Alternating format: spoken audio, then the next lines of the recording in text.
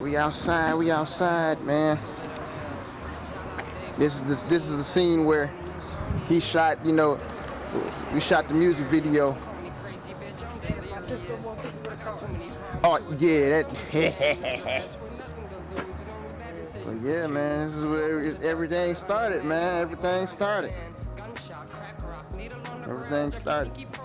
What's up, y'all? It's your boy Lil L, founder, Retro Records, also, artist, music architect, and also music activist. I'm here today, special, and it is the Synch podcast, where we live in direct in the scene. We live and direct in person. Now, I could not have this person on Zoom. This is the hopeful pessimist. Everybody give it up, hey! Woo! We here in Northwest Indiana right now. It's a great event coming up, but other than the event, we here to interview Retro Records on Hopeful Pessimist. How you doing this morning? Doing good. Doing good? Yeah. All right.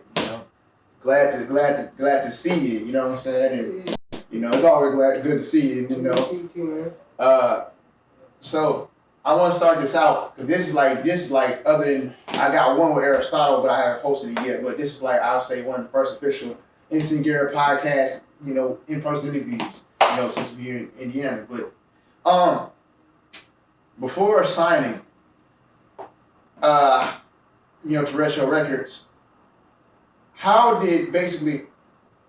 Because I know you're a writer, and I know as me and we usually just stay in the house and we write, and we don't even go out and really do that stuff unless it's depending on the atmosphere or whatever like that. Yeah. How did you start your artistry? Man, I've been writing since forever. They used to at Harding Elementary in Hammond. They had us in kindergarten write we'd tell fairy tales, and since then I fell out writing. But around middle school, started going into poetry, and then started to work on turning it into music. Mm-hmm. Now, that poetry, because as I know, it's the recent Cozy concert that just happened, the tour. When I heard what I heard, and I've been heard when I heard what I heard, especially in a poetry background, it's how was that transition from poetry to as far as what they say as rap or lyricism over a beat? I just try to keep it as much to the poetic side. I'll write without even doing it. I'll just hear a beat and hear the way it sounds in the beat. Don't care if it's not on beat, how it jumps on and off. It's just if I can hear it and I'm yeah, that's just it. And it's just I really just write and then just find a beat for it, or just sometimes especially with your beats, I'll just hear it and then I'll start thinking stuff immediately. Right. And where did the name for your own genre, sad boy bebop, where did that come from? Because the thing is, when people name genres, especially if they then birth a new genre, it's something really special about how they name it. How did you come up with that?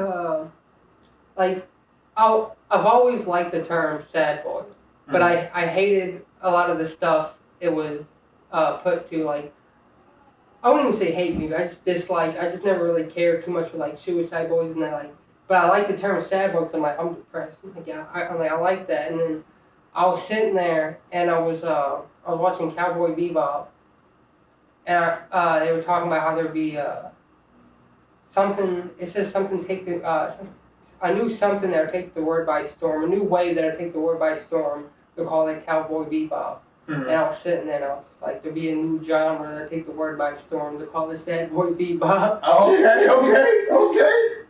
Yeah. Nice, because with something like that, people don't understand when something inspires them, when you have, I would say, inspiration from one thing and you be able to blossom it, with the, Cowboy Bebop or whatever. Something in there from you watched it, took a hold of you, and you was able to form something with that. And it's your own. Ain't worried about no trademarks, none of that stuff, whatever like that. But, it was some of your own. And just being able to be inspired also by I would say the lifestyle, we talk about like the subjects and stuff that you talk about in your music, and and just the background of the rhythmic and the imagery. Does that just come from your lifestyle, like as far as like different experiences and all that stuff? Yeah, it's just like a lot of stuff I saw, especially growing up in the region and just going from like Hammond, EC, Gary, Whiting, and just seeing so much messed up stuff. And sometimes it just pushes like you could like I'll see someone snap like on the street and like they'll do something heinous, and I'll sit there and be like. I'm like, they shouldn't have done it, but like they tested them on the wrong day. I've had a day where I was like, if they mess up my order, I'm gonna lose it, and then someone messes up someone's order, they fucking lose it. It's just the wrong day. I understand. Like, this shit's fucked out here. But those experiences, because like a lot of people don't understand. Like now, I really like take hold from those experiences. Like I really like, because you can learn from, you always will not stop learning. You keep learning until you die. But like those experiences, whether good or bad, can be inspiration as far as for art or imagery. Because like me, I'm a person like I have PTSD, but I'm good at like what you call hiding it, or but that helps me with the music or whatever like that. Even though with some experiences that are like horrible, bad, but those experiences you can lock on to, you can be able to see those and learn from those and put those in artistry. Like how important is that like with you as far as like, when you write and all of a sudden you might from a prior experience or something you've seen inspire you. I'm put that in a rap because with your raps, you one of those people like I told you before, like you really about what you talk about, and at the same time, these experiences that you're saying, you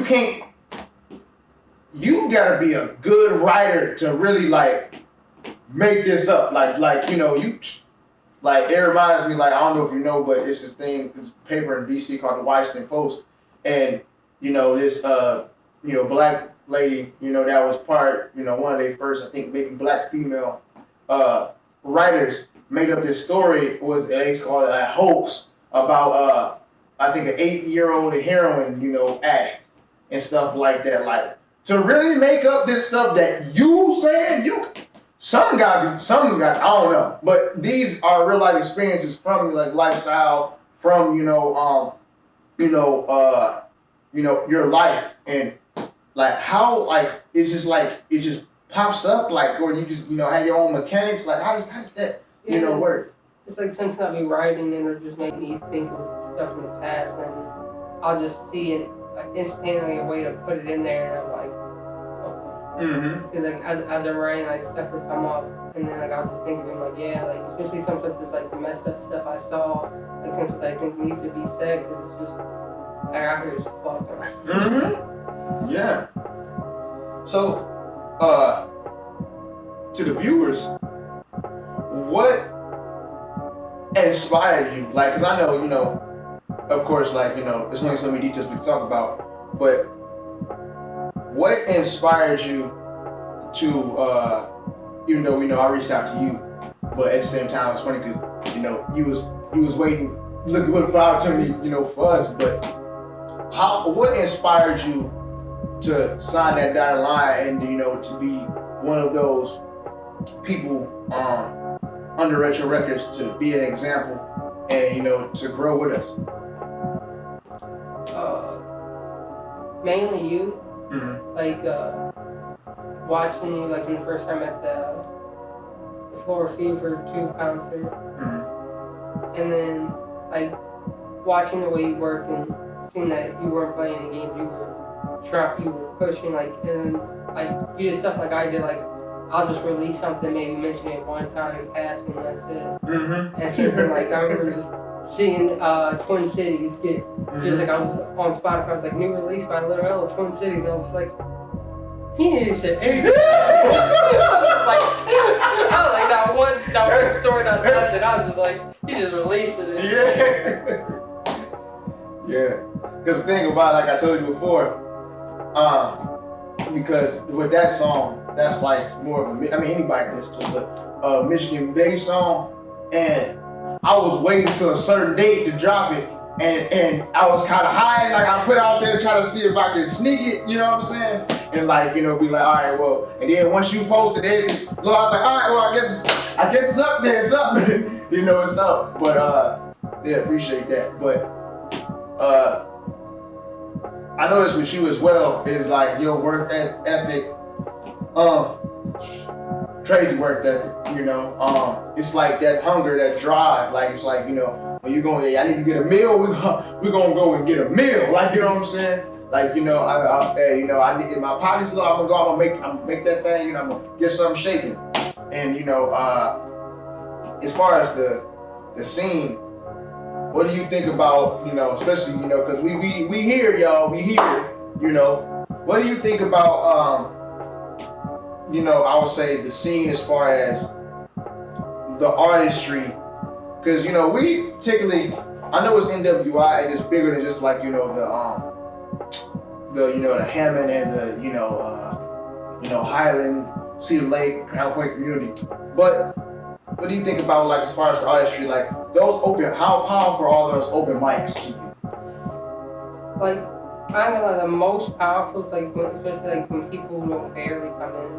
Like, not to take away from like the regulars, because like it's just I expect like, you know, so much from them now. Like I know they're good, but it's like it's the most powerful when like a new person comes in and just read some poetry and it'd be the most powerful shit. And just say some real shit about like shit they went through, and it's amazing. Always love those. Yeah, because the thing about it is you came in there, you know, one of those days, you know, and you know, sparked everybody, you know, and it's like those open mics, the goal is to want to continue to bring those people in, want to continue to, you know, inspire people to get new faces. We appreciate the faces that have gone up, or would say as far as the regulars, but the goal is to keep bringing new people in, finding new talent and more different things going on, because it can get boring. I would say it can get bored with the same people, especially it depends on if you're not moving up or if you're drawing others, you know what I'm saying? But think about, you know, where you was at, you know, now where you're at right now, where you're gonna be. It's like you move past just the open mics. Now they got you performing at a show, you know, and you know, and then now you sign now, and then you release it, and then you got a music video, you know what I'm saying? Like, it's some people that can't pass the open mic ceiling, you know, and that's the thing. It's like you want to pass the open mic ceiling to go further, you know. It's pretty soon people can get tired of doing those open mics, especially, you know, the same one, especially, you know. So yeah, that's what I feel, you know. As far as like, I would say,